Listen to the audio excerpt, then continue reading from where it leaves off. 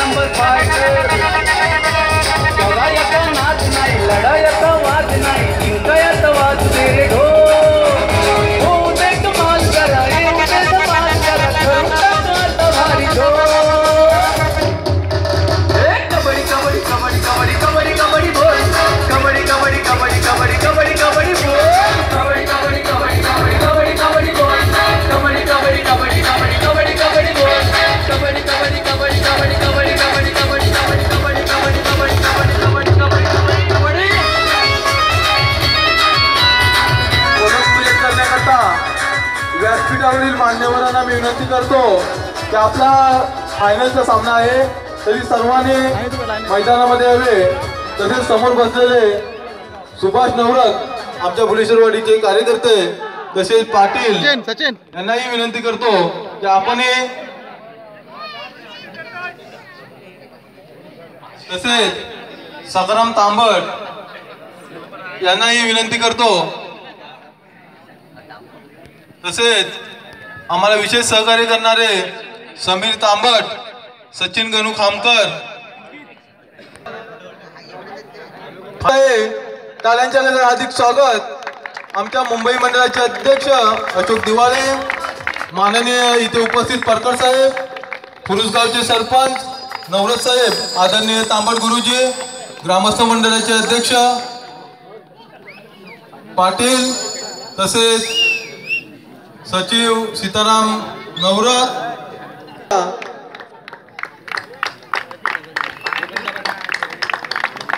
आपण मैदानामध्ये पाहतोय दोन्ही संघ दाखल आहेत आणि दोन्ही संघाच्या दरम्यान या ठिकाणी अनेक मान्यवर प्रत्येकाची ओळख करतायत। प्रथम भुलेश्वर प्रतिष्ठान या संघाची ओळख झाल्यानंतर पंच पॅनल आणि त्यानंतर संयुक्त कोडधयाळ या खेळाडूंची ओळख केली जाते। अर्थात हा शानदार सोहळा आपण या ग्रँड फिनालेच्या माध्यमातून पाहतोय ज्याचं आयोजन या ठिकाणी भुलेश्वर प्रतिष्ठान। तुम्ही विनर आहात। आजचे विनर संयुक्त कोडधयाळ हा संघ आहे। पहिला प्रश्न या ठिकाणी आपण पाहुण्यांना विचारणार आहोत, अर्थात त्यांना या ठिकाणी सन्मानित केले गेले। तर तुम्ही मला सांगा, आज तुम्ही अतिशय सुरेख खेळात बलाढ्य संघांना जसं जय भवानी सुखदर सारख्या संघाला तुम्ही पराभूत केलेला आहे। आता या संघाकडे बघितल्यानंतर स्थानिक क्राऊडचं त्यांना सपोर्ट मिळेल, तुमचं काय प्लॅनिंग ठरलंय की या संघाला कशा प्रकारचं आपण पराजित करणार आहात आणि या संपूर्ण स्पर्धेचा आपण मानकरी ठरणार आहात? आतापर्यंत खेळलो तसंच खेळत राहणार आणि याच पण संघाला आम्ही बाहेर काढणार नाही। हे तर सगळेजण म्हणत असतात, पण एक प्लॅनिंग असते वेगवेगळ्या संघाबरोबर खेळत असताना वेगळी प्लॅनिंग असते। जसं इंडिया पाकिस्तान मॅच सुरू होताना सचिन तेंडुलकरवर फोकस केला जातो, जसं आता विराट कोहलीवर फोकस आहे। तुमचा यातला कुठला खेळाडू आहे की याच्यावर आपल्याला टार्गेट करणं गरजेचं आहे की तो चांगली रीडिंग करतो त्याला टॅकल करणं गरजेचं आहे?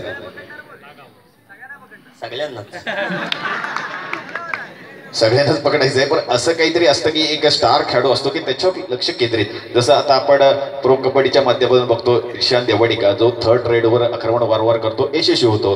जसा संदीप नरवाल थर्ड रेडवर येतो, चांगली चढाई करतो। असं काहीतरी कबड्डीमध्ये असणं गरजेचं आहे, टॅलेंट आणणं गरजेचं आहे। जसे आपल्या खेळामध्ये आपण दर्जा वाढवतो तसं समोरच्याचाही अभ्यास करणं गरजेचं आहे की त्याच्याकडे काय टॅलेंट आहे आणि आम्ही काय टॅलेंट वापरल्यानंतर त्याचं टॅलेंट आपण खोडू शकतो। काय प्लॅनिंग केले, टीम प्लॅनिंग काय?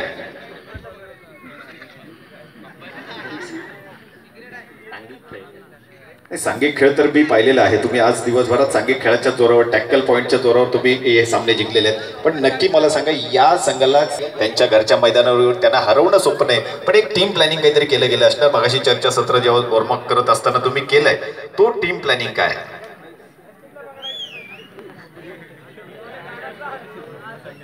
म्हणजे परीक्षेला जाताना असं काही ठरवलंच नाही काय? हा काय होतंय नक्की, काय होतंय? ठीक आहे, आपण पुन्हा तुझ्याकडे येऊ। यजमान संघाचे करदार या ठिकाणी आहेत, आपलं नाव काय सांग? सचिन कोळंबे।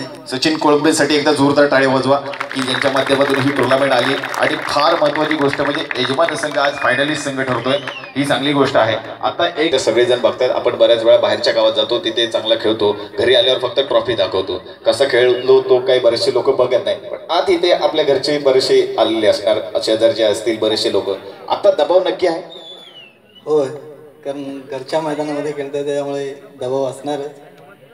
पण सचिन तेंडुलकरचा वेगळे त्याच्यामुळे थोडा दबाव असणारच। डिपेंडिंग चॅम्पियन संघ आहे, पण तुमच्याकडे रेडिंग पॉइंट करणारे रेडर आहेत, काय तुम्ही कोणाला प्रमोट करणार आहात की तो चांगलं काम करू शकतो? आकाश आहे जो ऑलराऊंडर खेळ करतो, त्याला जास्त प्रोत्साहन देणार. आता शेवटचा प्रश्न, फार वेळ घेणार नाही. या सामन्यामध्ये तुम्ही विजयी होणार? प्रयत्न असणार आहेत. म्हणजे विजयी होणार नाही असं आहे का? ठरलंय का ते? नाही असंही नाही, म्हणजे विजयी होणार. चला, दोन्ही संघ या ठिकाणी विजयासाठी खेळतायत. आपण जोरदार टाळ्या वाजवूया. या दोन्ही संघाला या ठिकाणी आपण सुरुवातीला शुभेच्छा देऊया. भुलेश्वर प्रतिष्ठान आणि संयुक्त कोडदयाळ या दोन बलाढ्य संघादरम्यानची ही लढत सुरू होईल. या संपूर्ण स्पर्धेतला ग्रँड फिनाले अंतिम सामना काही क्षणात अशा प्रकारे. अक्रबड भुलेश्वर प्रतिष्ठान या संघाकडून स्वतः कर्णधार सचिन अक्रबडावर आहे. तो या ठिकाणी मैदानाच्या उजव्या कोपऱ्यातून आक्रमणाला सुरुवात करतोय. समोर संयुक्त कोडदयाळ या संघाचं हे सैन्य उभा आहे. अंतिम सामना आहे. कुठल्याही स्थितीमध्ये आपल्याला सामना जिंकायचा आहे अशा प्रकारची स्थिती आणि अशा प्रकारचं नियोजन करून दोन्ही संघ मैदानामध्ये दाखल. 10, 9, 8. प्रत्युत्तर पुन्हा एकदा संयुक्त कोडदयाळ या संघाकडून आक्रमण सुरू होईल.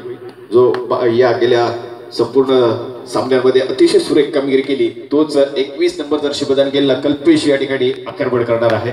जो संयुक्त कोडदयाळ संघाचा आधारस्तंभ आक्रमणावर आहे. यजमान संघ भुलेश्वर प्रतिष्ठान आणि संयुक्त कोडदयाळ असा हा सामना या ठिकाणी सुरू आहे. 10, 9, 8, 7. आक्रमण पुन्हा एकदा भुलेश्वर प्रतिष्ठान या संघाकडून आक्रमणावर हा चढाईपटू जो मैदानाच्या डाव्या कोपऱ्यातून आक्रमणाला सुरुवात करतोय. आणि समोर पाहिलं तर 7 खेळाडूंचं हे युवरचना बनवली गेली संयुक्त कोडदयाळ या संघाकडून. 10 नंबर जर्सी प्रदान केलेला यजमान संघात हा चढाईपटू आक्रमणावर आहे. 10, 9, 8, 7, 6, 5. प्रत्युत्तर पुन्हा एकदा संयुक्त कोडदयाळ या संघाकडून गीतेश आक्रमणावर आहे. अजूनही दोन्ही संघाला कुठल्याही प्रकारची गुण प्राप्त झालेली नाही आहे. गुणाचा अकाउंट अजूनही ओपन झालेलं नाही आहे. खास करून भुलेश्वर प्रतिष्ठान आणि संयुक्त कोडदयाळ या दोन फायनलिस्ट संघादरम्यान ही लढत सुरू आहे.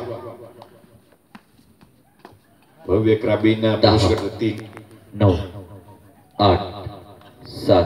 थर्ड रेड आणि आता थर्ड रेड 2 रेड आहे. यजमान संघावर ही नामोशकी अर्थात थर्ड रेड वर या ठिकाणी आक्रमण जे आहे ते भुलेश्वर प्रतिष्ठान या संघाकडून सुरू आहे.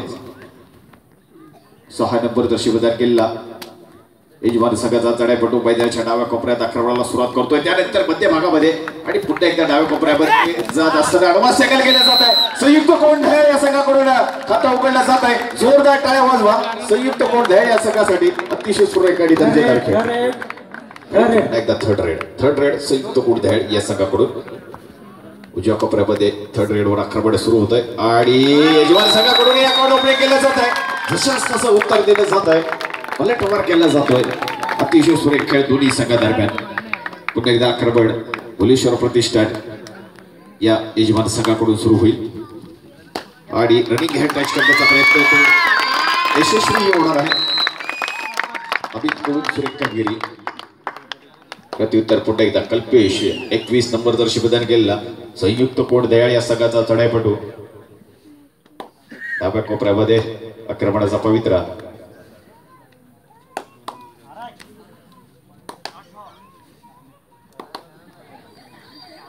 अतिशय सुरेख खेळ या ठिकाणी आपण पाहतोय.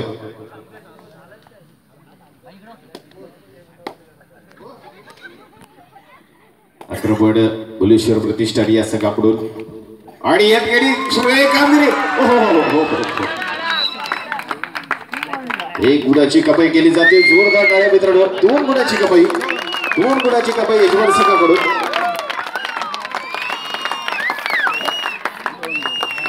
दोन गुणाची कमाई. अतिशय सुरेख आणि दर्जेदार खेळ. टाळ्यांचा आवाज येणे गरजेचं आहे मित्रांनो. कल्पेश या ठिकाणी आक्रमण करेल संयुक्त कोडदयाळ या संघाकडून. मैदानाच्या डाव्या कोपऱ्यामध्ये आक्रमणाचा पवित्र आहे आणि समोर जर पाहिलं तर 2-1-2-2 अशी रचना असताना अडवान्स टॅकल करण्याचा प्रयत्न या ठिकाणी यशस्वी प्रयत्न. टॅकलमध्ये पॉइंट या ठिकाणी यजमान संघाला.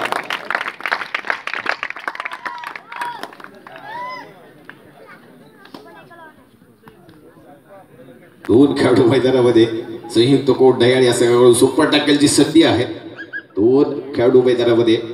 आक्रमण 10 नंबर दर्शवदार गेलेला यजमान संघाचा चढाईपटू आक्रमणावर आहे. 1 आणि 1 अशी रचना दोन खेळाडूंमध्ये. 10 9 8 7 6. प्रत्युत्तर पुन्हा एकदा आक्रमणाची जबाबदारी संयुक्त कोडधाळे या संघाकडून गीतेश आक्रमण करेल. समोर जर पाहिलं तर यजमान संघाचा कसैन्य मैदानामध्ये 7 खेळाडूंची व्यूहरचना बनवली जाते ती गीतेशसाठी.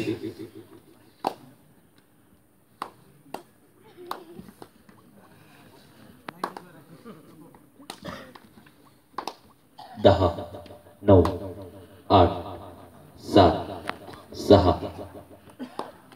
पुन्हा एकदा आक्रमण यजमान संघाकडून स्वतः कर्णधार आक्रमणावर सुपर टॅकलची संधी ऑन असताना दोन खेळाडू टाळ्यांचा आवाज येतोय. याचं कारण आपल्या लक्षात येईल की निश्चित या ठिकाणी चांगल्या खेळाची अपेक्षा सचिन केलुरकडे केली जाऊ शकते. दोन खेळाडू मैदानामध्ये संयुक्त कोडधाळे या संघाकडून आणि आक्रमण यजमान संघाचा स्वतः कर्णधार आक्रमणावर आहे आणि तो या ठिकाणी माघारी परततोय. अर्थात एम्प्टी रेड करून तो माघारी परततोय. प्रत्युत्तर आक्रमण संयुक्त कोडधाळे या संघाकडून सुरू होईल.